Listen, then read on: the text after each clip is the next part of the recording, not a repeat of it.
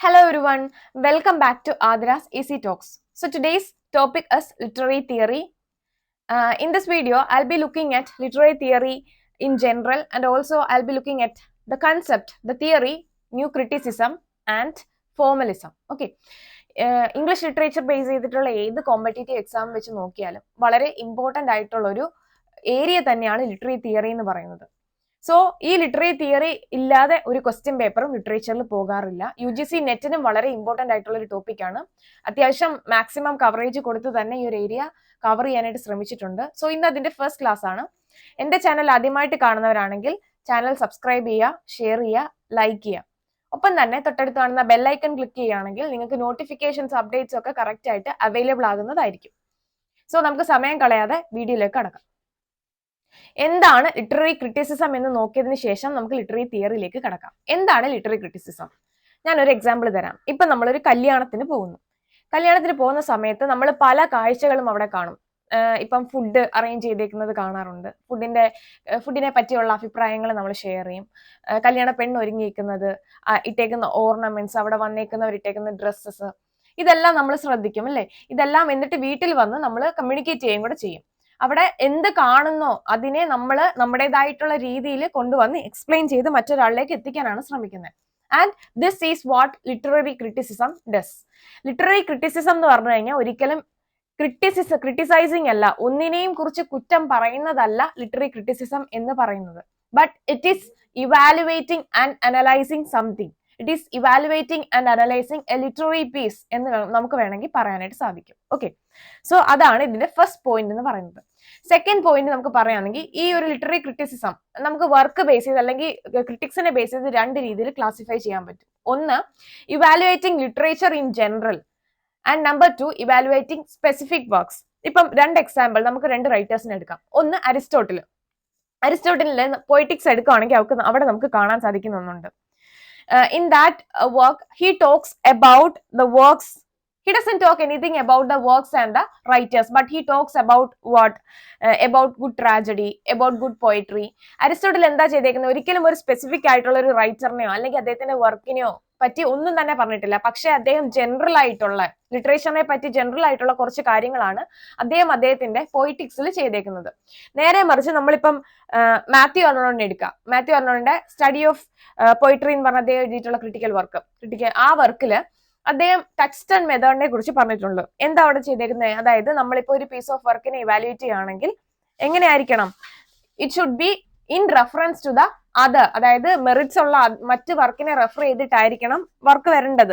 Good writing അങ്ങനെ ആയിരിക്കണം എന്നാണ് മാത്യു അർണോൾഡ് ടച്ച് ആൻഡ് മെത്തേഡിലൂടെ പറയുന്നത്. Okay, and along with that he criticized Chaucer. ഒരു സ്പെസിഫിക് റൈറ്ററിനെ അവിടെ ക്രിട്ടിസൈസ് ചെയ്യുന്നുണ്ട്. സ്പെസിഫിക് വർക്ക്സിനെ, അതായത് ഒരു വർക്കിനെ മാറ്റുരച്ച് വേണം വർക്കുകൾ നമ്മൾ അനലൈസ് ചെയ്യാൻ എന്ന് പറയുമ്പോഴത്തേന് അവിടെ ഏതൊക്കെ ക്രിറ്റിക്സിന്റെ അല്ലെങ്കിൽ ഏതൊക്കെ റൈറ്റേഴ്സിന്റെ വർക്കാണ് ബെറ്റർ, ഏതൊക്കെ റൈറ്റേഴ്സിന്റെ വർക്കാണ് ശരിയല്ലാത്തത് എന്ന് വളരെ വ്യക്തമായിട്ട് ഡിസ്റ്റിങ്ഷൻ കൊടുക്കുന്നുണ്ട്. സോ അവിടെ സ്പെസിഫിക് വർക്ക് ബേസ്ഡ് ആണ് എവിടെ? നമ്മുടെ മാത്യു അർണോൾഡിന്റെ ക്രിറ്റിസിസത്തിൽ. നേരെ മറിച്ച് അരിസ്റ്റോട്ടലിന്റെ ക്രിറ്റിസിസത്തിലോ അതിൽ ജനറൽ ആയിട്ട് ലിറ്ററേച്ചറിനെയാണ് നോക്കിക്കാണുന്നത്. സോ ഇത് രണ്ട് ടൈപ്സ് ആണ് നമുക്ക് പറയാനായിട്ട് സാധിക്കും. Then talking about the origin of literary criticism, we can say that it had its origin from ഗ്രീസിൽ നിന്നാണ് ഇതിന്റെ ഒരു ഡെവലപ്മെന്റ് എന്ന് നമുക്ക് പറയാൻ സാധിക്കും. ഗ്രീസിൽ നമുക്ക് അരിസ്റ്റോട്ടിൽ ഉണ്ട്, പിന്നെ പ്ലേറ്റോ ഉണ്ട്. ഓക്കെ, അത് കഴിഞ്ഞ് പിന്നെ വരുമ്പോഴത്തേന് റോമൻ എംപയർ ഫ്ലറിഷ് ചെയ്ത സമയത്ത് we have there Horace, Longinus. Then ബ്രിട്ടനിലേക്ക് വരുവാണെങ്കിൽ ദ ഫസ്റ്റ് ക്രിട്ടിക് ആരാണ്? Philip Sidney. അത് കഴിഞ്ഞ് നമുക്ക് എൻലൈറ്റ്മെന്റ് ക്രിറ്റിസിസം വന്നു, ദെൻ വിക്ടോറിയൻ ക്രിറ്റിസിസം വന്നു, ദെൻ റൊമാൻറ്റിക് ക്രിറ്റിസിസം വന്നു, and after that we had modern criticism. And this modern criticism is actually literary theory itself. Okay, അപ്പം എന്താണ് ലിറ്റററി തിയറി എന്ന് ചോദിച്ചാൽ ഒറ്റ വാക്കിൽ പറയാം, ലിറ്റററി ക്രിറ്റിസിസം തന്നെയാണ് literary theory. Literary criticism old concept ആണ്, ഒരുപാട് ഓൾഡ് ആണെന്ന് നമുക്ക് പറയാൻ സാധിക്കും. പക്ഷെ literary theory is something which is modern. ഇപ്പോഴത്തെ 20th സെഞ്ചുറിയിൽ വന്ന ഒരു കൺസെപ്റ്റ് ആണ് ഈ ഒരു ലിറ്റററി തിയറി എന്ന് പറയുന്നത് എന്ന് നമുക്ക് പറയാൻ സാധിക്കും. So literary theory had developed from this literary criticism itself. ഈ ഒരു പോയിന്റ് വളരെ വ്യക്തമായിട്ട് ഓർത്തിരിക്കാം. ഇപ്പം ഞാനൊരു എക്സാമ്പിൾ പറയാം. നമ്മളൊരു കാറ് 4 സൈഡിൽ നിന്ന് നമ്മൾ പോയി നോക്കി കാണുമ്പോഴത്തേന് 4 സൈഡിൽ നിന്ന് കാണുന്ന പേഴ്സ്പെക്റ്റീവ് ഡിഫറെന്റ് ആയിരിക്കും അല്ലെ? അതായത് 4 സൈഡിലെയും വ്യൂ ഡിഫറെന്റ് ആയിരിക്കും. ഇതുപോലെയാണ് ഒരു ലിറ്റററി തിയറി എന്ന് പറയുന്നത്. ലിറ്റററി തിയറി പല ടൈപ്സ് ഉണ്ടല്ലേ. ഒരു വർക്കിനെ പല ആംഗിളിൽ നിന്ന് നോക്കി കാണുന്ന അല്ലെങ്കിൽ പല പേഴ്സ്പെക്റ്റീവിൽ നിന്ന് നോക്കി കാണുന്നതിനെയാണ് ലിറ്റററി തിയറി എന്ന് പറയുന്നത്. ഓക്കെ, ഫോർ എക്സാമ്പിൾ, നല്ലൊരു എക്സാമ്പിൾ ഞാൻ പറയാം. ഇപ്പം നമ്മൾ റോഡിൽ കൂടെ ഒരു പെൺകുട്ടി സൈക്കിൾ ചവിട്ടി പോകുന്നു. പെട്ടെന്ന് ആ കുട്ടി താഴെ വീണു. If you read the text in A feminist background, നമുക്ക് പറയാൻ സാധിക്കും പെൺകുട്ടിയാണ്. സോ അവള് എന്താ പറയുക, സൊസൈറ്റിയിലുള്ള പാട്രിയാർക്കൽ സൊസൈറ്റിയുടെ നോംസ് വെച്ചിട്ട് ഷീ ഹാഡ് ഫോളൻ, അതിൽ അവള് വിക്ടിമായി മാറി എന്ന് നമുക്ക് ഫെമിനിസ്റ്റ് റീഡിംഗ് കൊടുക്കാം. നേരെ മറിച്ച് മാർക്സിസ്റ്റ് റീഡിംഗ് കൊടുക്കുമ്പോഴത്തേന് എങ്ങനെ പറയാം, she is from a working class background, so bourgeoisie laws ഒക്കെ എസ്റ്റാബ്ലിഷ് ചെയ്തപ്പോഴത്തേന് അവൾ അതിൽ വീണു പോയി എന്ന് വേണമെങ്കിൽ നമുക്ക് ആ കൈൻഡ് ഓഫ് റീഡിംഗ് കൊടുക്കാം. സോ ഒരു സംഭവത്തെ തന്നെ ഞാൻ അവിടെ 2 കൈൻഡ് ഓഫ് റീഡിംഗ് കൊടുക്കും. This is what literary theory does. So if you look at the text of Jane Austen, we had Mansfield Park to study, right? So from feminist point of view, you will look at the character Fanny Price and how she gradually develops into an individual.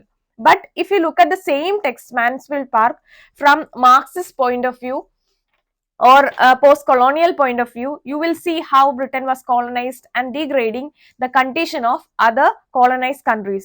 So similar texts look from different perspective. Okay, ഒരു text തന്നെ പല തരത്തിൽ നമുക്ക് നോക്കി കാണാനായിട്ട് ഇവിടെ possible ആണ്. ഇവിടെ പല റീഡിംഗ് പോസിബിൾ ആണ്. അപ്പൊ എന്താണ് ലിറ്റററി തിയറി എന്ന് ഇവിടെ എഴുതിയിട്ടുണ്ട്. The theory is about different learning practices to look at the literary text question. So here we can analyse any piece of literary work. നമ്മുടെ ഇൻട്രസ്റ്റ് എന്താണ്, നമ്മൾ ഏത് രീതിയിലാണ് ഒരു ടെക്സ്റ്റിനെ വായിക്കാനായിട്ട് ആഗ്രഹിക്കുന്നത്, ആ രീതിയിൽ നമുക്ക് ഒരു ടെക്സ്റ്റിനെ നോക്കി കാണാനായിട്ട് സാധിക്കും.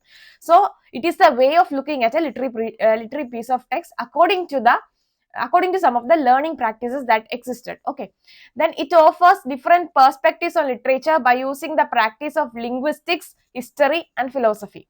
It studies the nature, function and characteristics of literature. That is just general background features aanu. Then how literary theory works.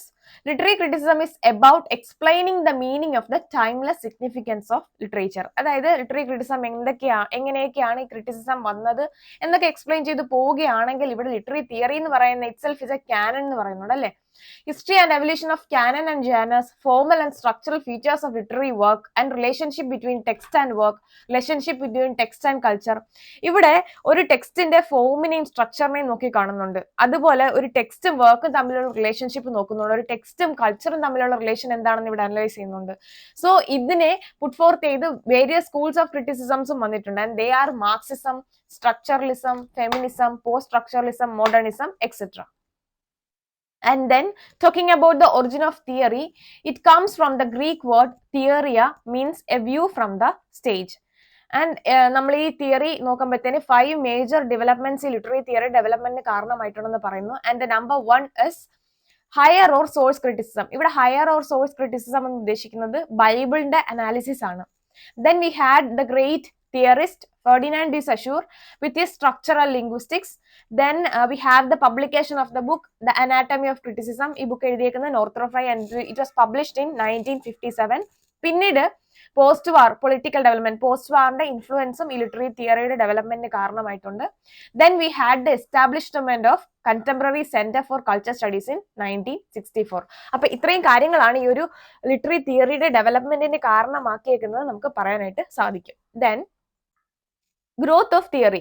Growth of theory എന്ന് പറഞ്ഞു കഴിഞ്ഞാൽ നമ്മൾ പ്ലേറ്റോ തൊട്ട് ഇങ്ങോട്ട് തുടങ്ങുന്നത് Plato, Aristotle, Longinus, Bharatamuni, Philip Sidney, Coleridge, Wordsworth, T S. Eliot, പിന്നീട് ഇങ്ങോട്ട് തിയറിസ്റ്റുകളുടെ കൂട്ടമായിരുന്നു അല്ലെ, ഒരു ഘോഷയാത്രയായിരുന്നു. സോ ഇതാണ് ഇതിന്റെ ഒരു എവല്യൂഷൻ എന്ന് പറയുന്നത്. ഞാൻ പറഞ്ഞിരുന്നു ഗ്രീക്ക് പീരീഡിൽ തുടങ്ങി റോമനിലേക്ക് പോയി പിന്നെ ബ്രിട്ടനിലേക്ക് വന്നപ്പോഴത്തേനും അവിടെ ഫിലിപ്പ് സിഡ്നിയിൽ തുടങ്ങി എവിടെ ചെന്ന് അവസാനിച്ചു, വിക്ടോറിയൻ ഏജിൽ അവസാനിക്കുന്ന ഈ ഒരു ലിറ്റററി തിയറി, ലിറ്റററി ക്രിറ്റിസിസം പിന്നീട് എവിടെ തുടങ്ങുന്നു, പിന്നെ ലിറ്റററി തിയറി ആയി മാറുന്നു. Okay, so M.H. Abraham says that they were implicit but literary theory deals with them in explicit manner.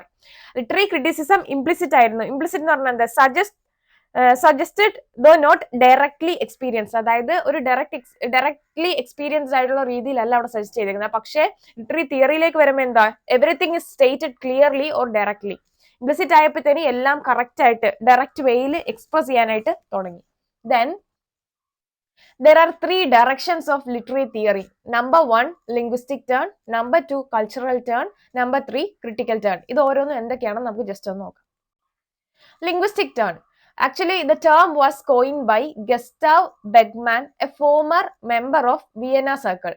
അപ്പം ആരാണ് ഈ ടേംസ് ഒക്കെ കോയിൻ ചെയ്തതെന്ന് ജസ്റ്റ് പേര് ഓർത്തിരിക്കുക. സോ ഈ ഒരു വിയന്ന സർക്കിൾ എന്ന് പറയുന്നത് scientific world view under logical positivism ആയിരുന്നു അവരുടെ കൺസേൺ എന്ന് പറയുന്നത്. ജസ്റ്റ് അതായത് ട്രഡീഷണലിസം ഒക്കെ മാറി സയൻസിന്റെ അഡ്വാൻസ്മെന്റ് ഡെവലപ്മെന്റ് വന്ന സമയത്ത് ഇവർ കുറച്ച് ഒബ്ജക്റ്റീവ് ആയിട്ടുള്ള വേയിൽ തിങ്ക് ചെയ്യാനായിട്ട് തുടങ്ങി, ഒബ്ജക്റ്റീവ് അണ്ടർസ്റ്റാൻഡിംഗ് ഓഫ് ലിറ്ററേച്ചർ കൊടുക്കാൻ തുടങ്ങി. സോ അങ്ങനെ ഫോം ചെയ്ത ഒരു ഗ്രൂപ്പാണ് ഈ വിയന്ന സർക്കിൾ എന്ന് പറയുന്നത്. And the term became popular with the publication of the book The Linguistic Turn by Richard Rorty. So Richard റോട്ടിയുടെ ദ ലിംഗ്വിസ്റ്റിക് ടേൺ എന്ന് പറഞ്ഞ ബുക്കിന്റെ പബ്ലിക്കേഷന് ശേഷമാണ് ഈ ഒരു ടേം പോപ്പുലറൈസ്ഡ് ആവുന്നത്. And in this world the language of the text get prominence. ഇവിടെ ഇമ്പോർട്ടൻസ് കൊടുക്കുന്ന ലിംഗ്വിസ്റ്റ് ഒരു ടേമിൽ തന്നെയുണ്ട്. ഇവിടെ ഒരു ടെക്സ്റ്റിന്റെ ലാംഗ്വേജിനാണ് പ്രോമിനൻസ് കൊടുക്കുന്നത്. ഇവിടെ മേജർ ആയിട്ടുള്ള ഫിഗർ അല്ലെങ്കിൽ ഈ ഒരു ലിംഗ്വിസ്റ്റിക് ടേണിൽ ഏറ്റവും ഇൻസ്പയർഡ് ആയിട്ടുള്ള ആൾ ആരാണെന്ന് ചോദിച്ചാൽ നമുക്ക് ഫെർഡിനാൻഡ് ഡി സഷൂറിനെ പറയാം. And he was with his study of sign and the system he developed called semiology. And here language is the ultimate reality. Okay, then cultural turn. In cultural turn ആ വാക്ക് പറയുന്നതാണ് കാരണം ഇവിടെ കൾച്ചറിനാണ് centrality കൊടുത്തേക്കുന്നത്, കൾച്ചറിനാണ് importance കൊടുത്തേക്കുന്നത്. ഇവിടെ first നമ്മൾ ഓർത്തിരിക്കേണ്ട പേര് റെയ്മണ്ട് വില്യംസ് ആണ്. So he had formulated a theory called cultural materialism, and this cultural materialism was a theory which was based on Karl Marx and Antonio Gramsci. Antonio Gramsciയുടെയും Karl മാർക്സിന്റെയും theory based ആയിട്ട് evolve ചെയ്തു വന്ന ഒരു തിയറിയാണ് cultural materialism എന്ന് നമുക്ക് പറയാൻ സാധിക്കും. And it was formulated by Raymond Williams. Then we had Richard Hoggart, and he is regarded as the father of cultural studies. Very important. Richard Hogarth is regarded as the father of cultural studies. The theorists in this mode believe that literature reflects the interest of the dominant class. ഇവിടെ major ആയിട്ടുള്ള theme എന്ന് പറയുന്നത് ഏത് literary work എടുത്താലും ഒരു time വരെ അങ്ങനെയായിരുന്നു. അതായത് മേജർ ആയിട്ടുള്ള ഡോമിനന്റ് ക്ലാസസിന്റെ കാര്യങ്ങൾ മാത്രമേ, ഇപ്പൊ ഒരു ഫെമിനിസ്റ്റ് ടെക്സ്റ്റ് നമ്മൾ എടുക്കുവാണെങ്കിൽ തന്നെ അവിടെ എന്തുകൊണ്ടാണ് ഫെമിനിസം വന്നത്? കാരണം മെയിൽ ഒരു സമയം വരെ മെയിൽ അല്ലെങ്കിൽ പാട്രിയാർക്കൽ സൊസൈറ്റിയുടെ റൈറ്റിംഗ് മാത്രം, പാട്രിയാർക്കിയെ സപ്പോർട്ട് ചെയ്തുകൊണ്ടുള്ള റൈറ്റിംഗ് മാത്രമേ ഉണ്ടായിരുന്നുള്ളൂ. അവിടെ ഫീമെയിലിന് സെൻട്രാലിറ്റി ഒന്നും തന്നെ കൊടുത്തിരുന്നില്ല. അവിടെ ഡോമിനന്റ് ക്ലാസ് ആരാണ്? മെയിലാണ്, പാട്രിയാർക്കിയാണ്. സോ അവരുടെ വർക്കിന് പ്രോമിനൻസ് കൊടുത്ത് എഴുതിയിരുന്നു. സോ ഇവിടെയും അത് തന്നെയാണ് പറയുന്നത്. അതായത് ഡോമിനന്റ് ക്ലാസ് ഏതാണോ, ഡോമിനന്റ് ആയിട്ട് നിൽക്കുന്ന ക്ലാസ് ഏതാണോ അവരെ പറ്റി എഴുതിയേക്കുന്ന ലിറ്ററേച്ചേഴ്സ് ആണ് ടെക്സ്റ്റുകൾ കൂടുതൽ. സോ ഇതിനെ ക്രിട്ടിസൈസ് ചെയ്തുകൊണ്ടാണ് ഈ കൾച്ചറൽ ടേൺ വരുന്നത് എന്ന് പറയുന്നു. And they study the ideology of such works to maintain the power of the dominant class. Okay, then we have the critical turn, and the rise of critical theory was inspired by the Marxist philosophers of the Frankfurt School. ഇതിന്റെ ഒരു origin എവിടുന്നാന്ന് വന്ന് ചോദിച്ചു കഴിഞ്ഞാൽ Frankfurt സ്കൂളിന്റെ ഡെവലപ്മെന്റിൽ കൂടിയാണ് ഇതിന്റെ ഒരു development വരുന്നത് നമുക്ക് പറയാൻ സാധിക്കും. മാർക്സിസ്റ്റ് ഫിലോസഫേഴ്സ് അത് ഇൻഫ്ലുവൻസ്ഡ് ആയിട്ട് കൊണ്ടുവന്ന ഒരു way of thought, way of thinking ആണ് ഇവിടെ critical turn എന്ന് പറയുന്നത്. And they studied the existing power relations and stand for the liberation of the marginalized humans. അതായത് എങ്ങനെയാണോ ഒരു സൊസൈറ്റിയിൽ പവർ സ്ട്രക്ചർ ആക്ട് ചെയ്യുന്നത്, അവിടെ ആരൊക്കെയാണ് മാർജിനലൈസ്ഡ് ആയിട്ട് വരുന്നത്, ഈ പവർ എസ്റ്റാബ്ലിഷ് ചെയ്യുന്നത് കൊണ്ട് ആരൊക്കെയാണ് സൈഡ് ലൈൻഡ് ആയി പോകുന്നത്, ആരൊക്കെയാണ് മാർജിനലൈസ്ഡ് ആയി പോകുന്നത്, ഇതിനെ നോക്കി കാണാൻ വേണ്ടിയിട്ട് വന്ന ഒരു കൈൻഡ് ഓഫ് റീഡിങ്, ഒരു കൈൻഡ് ഓഫ് തിങ്കിങ് ആണ് ക്രിട്ടിക്കൽ ടേൺ എന്ന് പറയുന്നത്. And they study the pattern and reason for such domination and suppression. ഇവരെന്താ ചെയ്തത്? ഇങ്ങനെ വന്നേക്കുന്ന മാർജിനലൈസ്ഡ് ആയിട്ടുള്ള ആൾക്കാർ ഇങ്ങനെ സപ്രസ്ഡ് ആവാൻ കാരണം എന്താ, കുറച്ചു പേര് എന്തുകൊണ്ട് ഇവരെ ഡോമിനേറ്റ് ചെയ്ത് വന്നു, അപ്പൊ ഇതിനെയൊക്കെ ഒന്ന് സ്റ്റഡി ചെയ്ത് ഈ ഒരു സിസ്റ്റം എങ്ങനെയാണ് എസ്റ്റാബ്ലിഷ് ചെയ്തേക്കുന്നതെന്ന് കണ്ടെത്താനാണ് ഇവർ ആദ്യമായിട്ട് ശ്രമം നടത്തിയത്. And the aim is to challenge the existing power structure. ഇവരുടെ എയിം എന്താണ്? നിലനിന്നിരുന്ന അന്നേ സമയത്തുള്ള പവർ സ്ട്രക്ചറുകൾ ഏതൊക്കെയാണോ അതിനെ ചോദ്യം ചെയ്യുക എന്നതായിരുന്നു ഇവിടുത്തെ മേജർ ആയിട്ടുള്ള theme. So critical theory is also an umbrella term for Marxist theories like gender studies, then race theory, post-structuralism, post-feminism, psychoanalysis, queer studies and so forth. അപ്പോൾ ഇതാണ് അതിന്റെ ഒരു ഒറിജിൻ എന്ന് മനസ്സിലാക്കി വയ്ക്കുക. Then we will be looking at new criticism. New criticism വളരെ important ആണ്. അതിൽ എന്താണ് new criticism? The central argument in its major critics, the terms associated with this new criticism: close reading, ambiguity, paradox, irony, tension, fallacy. ഇതെല്ലാം നമ്മൾ നോക്കി കാണും. അത് കഴിഞ്ഞതിന് ശേഷം ഫോർമലിസം നമ്മൾ നോക്കും. സോ ഇത്രയും കാര്യങ്ങളാണ് ഈ ഒരു പ്രസന്റേഷനിൽ നോക്കുന്നത്. നമുക്ക് ന്യൂ ക്രിറ്റിസിസത്തിലേക്ക് കടക്കാം. New criticism is a way of reading texts that were in fashion during the 1940s to the 1960s in literary criticism. So ഇത് ഒരു പുതിയ വേ ആണ്, ഒരു ടെക്സ്റ്റിനെ നോക്കിക്കാണാനുള്ള പുതിയൊരു രീതി. അതായത് ഇതിന് മുൻപ് ഒരു ടെക്സ്റ്റ്, ഒരു വർക്ക് ഓഫ് ലിറ്ററേച്ചർ വന്നു കഴിഞ്ഞാൽ നമ്മൾ ആ വർക്കിനെ എങ്ങനെ നോക്കിക്കാണെന്ന് വെച്ച് കഴിഞ്ഞാൽ ആ ഒരു വർക്ക് എഴുതിയ ആള്, ആ റൈറ്ററിന്റെ ബാക്ക്ഗ്രൗണ്ട്, അതുപോലെ റൈറ്ററിന്റെ മാനസികാവസ്ഥ, അദ്ദേഹത്തിന്റെ കൾച്ചറൽ ആൻഡ് സോഷ്യൽ ബാക്ക്ഗ്രൗണ്ട്, ഇതെല്ലാം നമ്മൾ അനലൈസ് ചെയ്ത് വെച്ചിട്ടാണ് ഒരു ടെക്സ്റ്റിനെ നമ്മൾ നോക്കിക്കാണുക. And this is the subjective way of analysing the text and this was a traditional concept. Okay, ഇതായിരുന്നു അതിന്റെ ട്രഡീഷണൽ കൺസെപ്റ്റ്. പക്ഷേ ഒരു 910 എന്നുള്ള സമയം ഒക്കെ ആയപ്പോഴത്തേനും, അതായത് 20th സെഞ്ചുറി ഒക്കെ ആയ സമയത്ത് ഇവര് പുതിയ രീതിയിൽ ഒരു പുസ്തകത്തെ നോക്കി കാണാനായിട്ട് സാധിച്ചു. അവിടെ ഓതർ എന്ന് പറയുന്ന ആളുടെ ആവശ്യമില്ല, അല്ലെങ്കിൽ ഓതറിന്റെ ബയോഗ്രഫിക്കൽ ഡീറ്റെയിൽസോ അദ്ദേഹത്തിന് ഒരു ടെക്സ്റ്റിനെ അണ്ടർസ്റ്റാൻഡ് ചെയ്യാൻ വേണ്ടിയിട്ട് ഒരു ഓതറിന്റെ കൾച്ചറൽ, ഹിസ്റ്റോറിക്കൽ, പൊളിറ്റിക്കൽ ബാക്ക്ഗ്രൗണ്ട് ഒന്നും തന്നെ നമുക്ക് ആവശ്യമില്ല. പകരം ആ ടെക്സ്റ്റ് മാത്രം മതി. ഈ ഒരു ടെക്സ്റ്റ് മാത്രം ഉണ്ടെങ്കിൽ നമുക്ക് എല്ലാ കാര്യങ്ങളും മനസ്സിലാക്കാം. Text is a autotelic artefact എന്നാണ് ഇവർ പറഞ്ഞത്. ആൻഡ് ഈ ഒരു ലിറ്റററി തിയറി വന്നത് JC റാൻസമിന്റെ ബുക്കായ ദ ന്യൂ ക്രിറ്റിസിസത്തിലൂടെയാണ്. And he was called as the father of new criticism, JC Ransom. Okay, and a reaction against the biographical method prevalent in America. ഞാൻ പറഞ്ഞതുപോലെ തന്നെ ഈ ഒരു ബയോഗ്രഫിക്കൽ മെത്തേഡ്, ഒരു ഓതർ ടെക്സ്റ്റ് റീഡർ എന്ന് പറഞ്ഞൊരു കൺസെപ്റ്റ്, അതായത് ഓതർ എന്താണ് പറയുന്നത്, ഓതർ എന്താണ് ഇന്റന്റ് ചെയ്തത്, ഒരു ടെക്സ്റ്റിനെ നോക്കി കാണുമ്പോൾ അതിന്റെ ബാക്ക്ഗ്രൗണ്ട് ഇൻഫർമേഷൻസ് എല്ലാം നോക്കിയതിന് ശേഷം ടെക്സ്റ്റിലേക്ക് വരുന്ന ഒരു രീതി, എന്താണ് ഇതുകൊണ്ട് റീഡർ ഇന്റന്റ് ചെയ്യുന്നത്, ഇതെല്ലാം അനലൈസ് ചെയ്ത് നോക്കുന്ന ഒരു മെത്തേഡ് ഓഫ് സ്റ്റഡി ആയിരുന്നു ട്രഡീഷണൽ കൺസെപ്റ്റ്, സബ്ജക്റ്റീവ് മെത്തേഡ് ആയിരുന്നു. പക്ഷേ ഇപ്പോൾ അത് മാറിയിട്ട് അമേരിക്കയിൽ ഒരു പുതിയ കൺസെപ്റ്റ് വന്നു, objective way of looking at A text.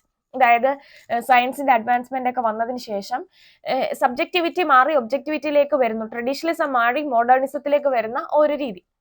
And അമേരിക്കയിലാണ് ഈ ഒരു കൺസെപ്റ്റ് വന്നതെന്ന് പറഞ്ഞു. And privilege the text only metaphors, similes and allusion. ഇവരെന്താ ചെയ്തത്? ടെക്സ്റ്റിനെ പ്രിവിലേജ് ചെയ്ത് പറഞ്ഞു. ടെക്സ്റ്റിനുള്ളിൽ എന്താണോ അതിനെയാണ് അനലൈസ് ചെയ്യേണ്ടത്. For example, we should analyse the metaphors, similes, allusions, and we should give importance to form rather than the context. അവിടെ കോൺടെക്സ്റ്റിനല്ല important കൊടുക്കേണ്ട, പകരം ഫോമിനും സ്ട്രക്ചറിനും ആണെന്ന് ഇവർ പറഞ്ഞു.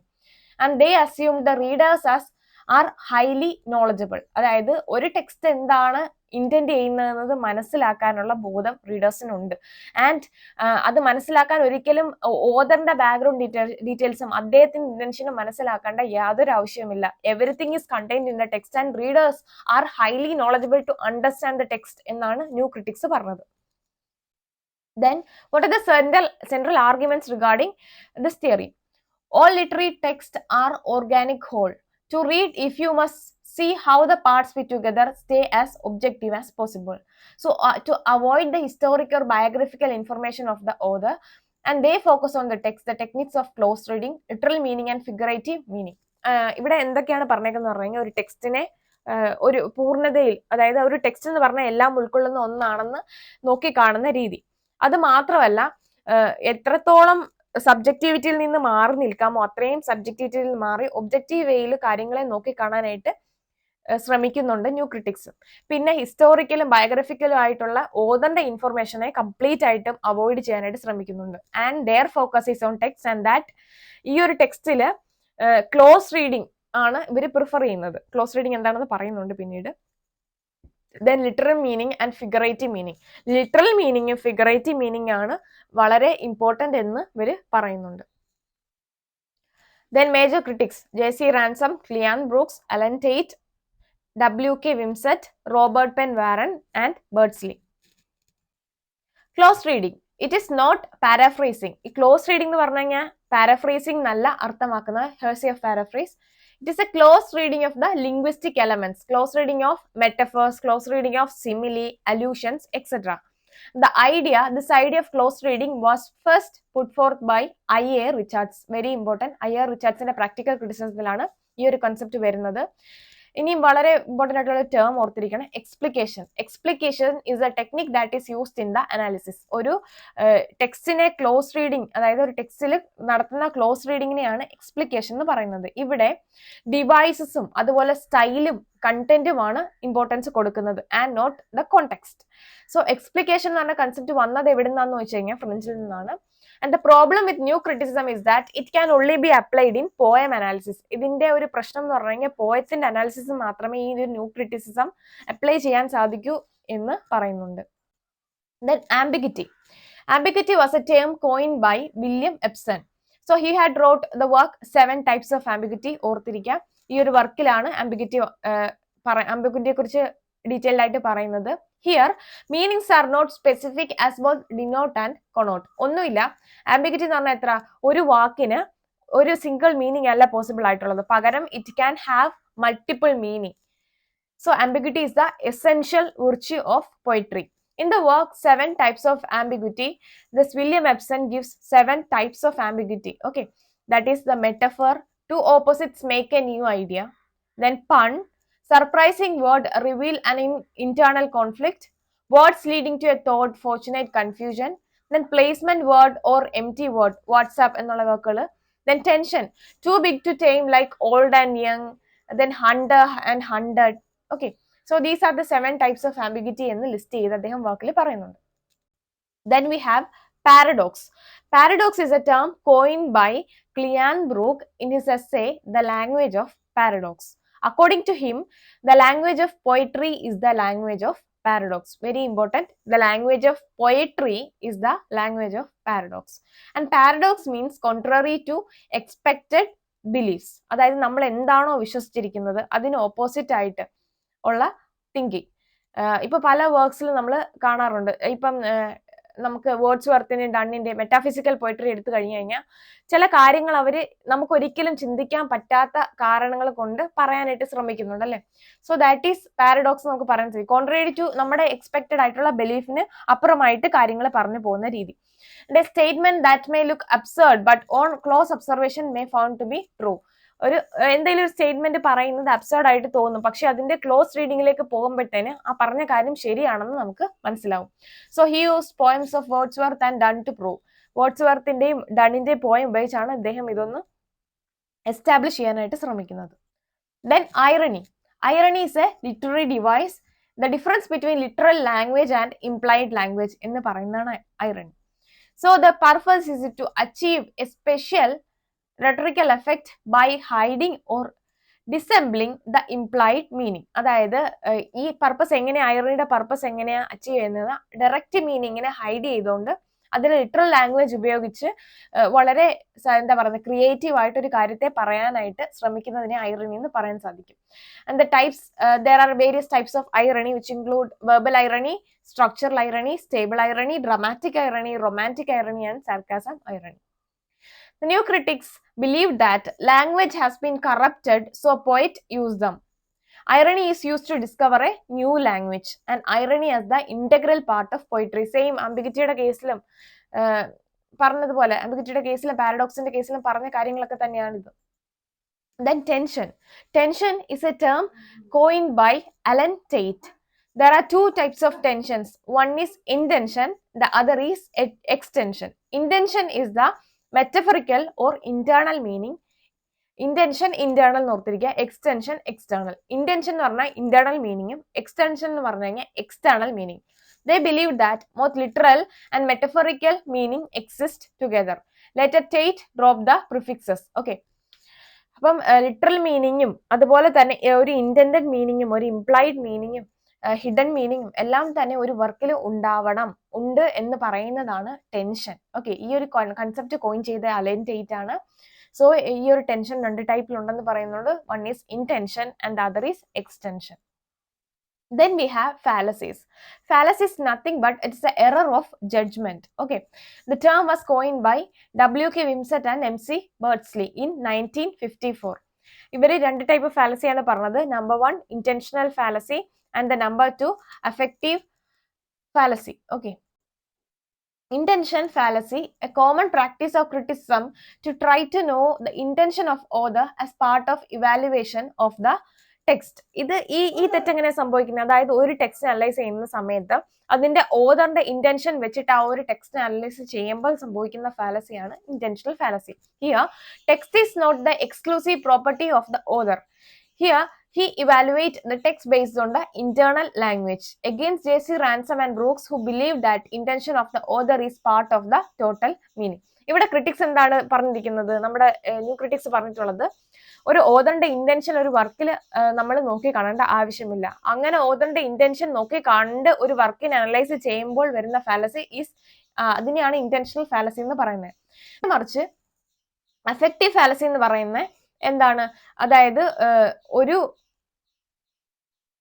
വർക്കിന്റെ എഫക്റ്റിനെ, അതായത് റീഡറിൽ ഉണ്ടാക്കുന്ന റെസ്പോൺസിനെ നോക്കി കാണുന്നതാണ് അഫക്റ്റീവ് ഫാലസി എന്ന് പറയുന്നത്. അതായത് റീഡർ എങ്ങനെയാണ് അത് ഇന്റന്റ് ചെയ്ത് എടുക്കുന്നത്, അവരുടെ ജഡ്ജ്മെന്റ് എങ്ങനെ ആയിരിക്കും, അവരുടെ ഇമോഷണൽ എക്സ്പീരിയൻസ് വെച്ചിട്ട് ഒരു വർക്ക് ഓഫ് പീസ് ഓഫ് വർക്കിനെ അനലൈസ് ചെയ്യുന്നതാണ് അഫക്റ്റീവ് ഫാലസി കൊണ്ട് ഉദ്ദേശിക്കുന്നത്. Okay, then we have formalism.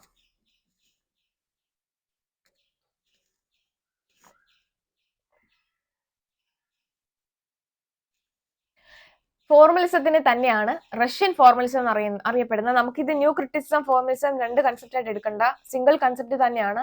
New criticism അമേരിക്കയിലാണ് ഡെവലപ്പ് ചെയ്തതെങ്കിൽ ഫോർമലിസം റഷ്യയിൽ ഡെവലപ്പ് ചെയ്തു. And so it is called as Russian formalism. ഇത് 1910 to 1930 പോപ്പുലർ ആവുന്നത്.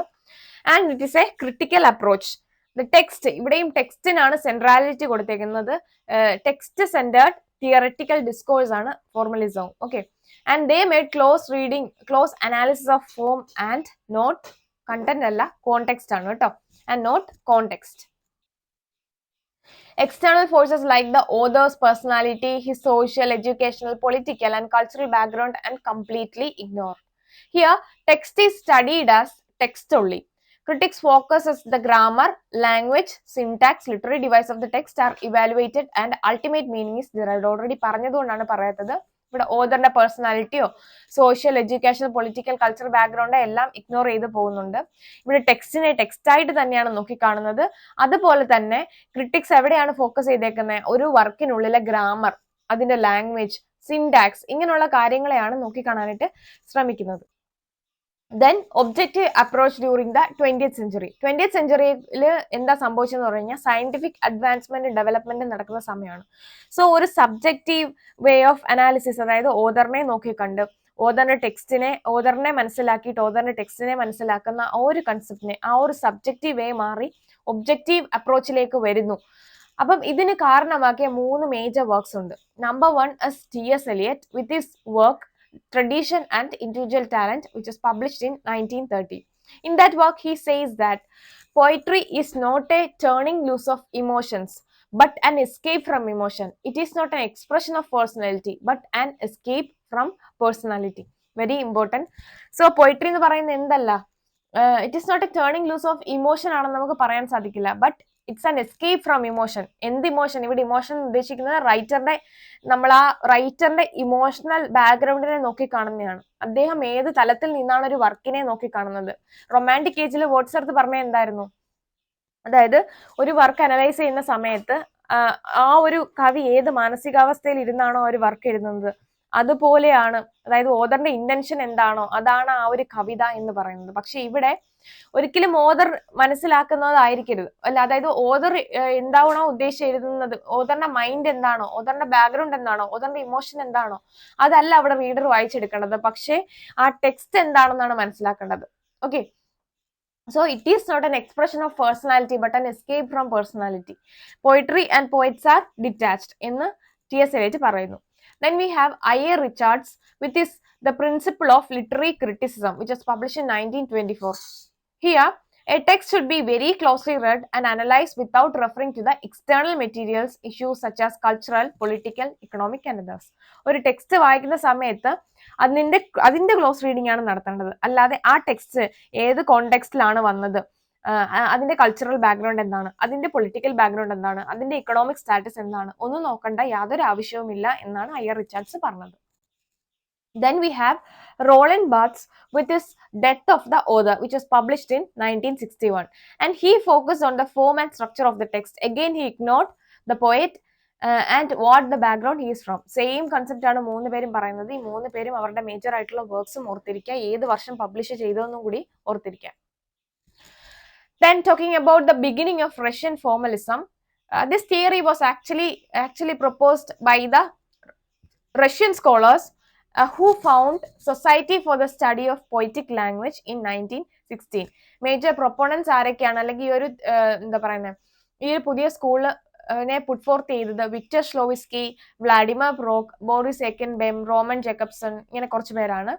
And they were inspired by the theory of structuralism which was developed by Ferdinand de Saussure. ഇതിന്റെ major features എന്താണെന്ന് വെച്ച് കഴിഞ്ഞാൽ നമ്മൾ ന്യൂ ക്രിറ്റിസം പറഞ്ഞപ്പോൾ പറഞ്ഞ സെയിം ഫീച്ചേഴ്സ് തന്നെയാണ്, വീണ്ടും റിപ്പീറ്റ് ചെയ്യുന്നില്ല. പിന്നെ ഇതിനകത്ത് ഒരു 4 കൈൻഡ് ഓഫ് ഫാലസീസ് അവോയ്ഡ് ചെയ്ത് വേണം ഒരു ക്രിട്ടിക്കൽ വർക്കിനെ റെഫർ ചെയ്യേണ്ടത് എന്ന് പറയുന്നുണ്ട്. ഒന്ന് അഫക്റ്റീവ് ഫാലസി. അഫക്റ്റീവ് ഫാലസി എന്താ? Text should not be interpreted based on readers' response to it. Intentional fallacy is author's direct or indirect intention must be ignored. Then we have the biographical fallacy. Author's life and background details should be ignored. Then contextual fallacy. Author's historical, religious, social background too must not be considered while reading or while referring a text. Okay. Then these fallacies lead to subjective criticism. ഇങ്ങനെയുള്ള fallacies ഒരു വർക്കിൽ നമ്മൾ ആ ഒരു രീതിയിലാണ് നോക്കി കാണുന്നെങ്കിൽ അത് സബ്ജക്റ്റിവിറ്റിയിലേക്ക് ലീഡ് ചെയ്യും എന്നാണ് പറയുന്നത്. So more emphasis to close reading should be done, and a text is a literary work which is finished product and nothing can change. ഒരു ടെക്സ്റ്റ് എന്ന് പറയുന്നവരെ സംബന്ധിച്ചിടത്തോളം അത് ഒരു ഫിനിഷ്ഡ് ആയിട്ടുള്ള പ്രോഡക്റ്റ് ആണ്. ഇവിടെ ഒന്നും തന്നെ, അതായത് ഒന്നിനും ഈ ഒരു പുസ്തകത്തെ മാറ്റാനായിട്ട്, ഈ ഒരു ടെക്സ്റ്റിനെ മാറ്റാനായിട്ട് സാധിക്കില്ല. ടെക്സ്റ്റ് അത് എന്താ പറയുന്നത്, ഒരു യൂണിഫൈഡ് എൻറ്റിറ്റി തന്നെയാണ്, അത് ഓട്ടോട്ടലിക് ആർട്ടിഫാക്റ്റ് ആണ് എന്നിവര് പറയുന്നുണ്ട്. സോ ഇതാണ് ന്യൂ ക്രിറ്റിസം ഫോർമലിസം ബേസ് ചെയ്തിട്ടുള്ള ക്ലാസ്. ഇനി അടുത്തത് സ്ട്രക്ചറലിസം പോസ്റ്റ് സ്ട്രക്ചറലിസം ആണ് വരാൻ പോകുന്നത്.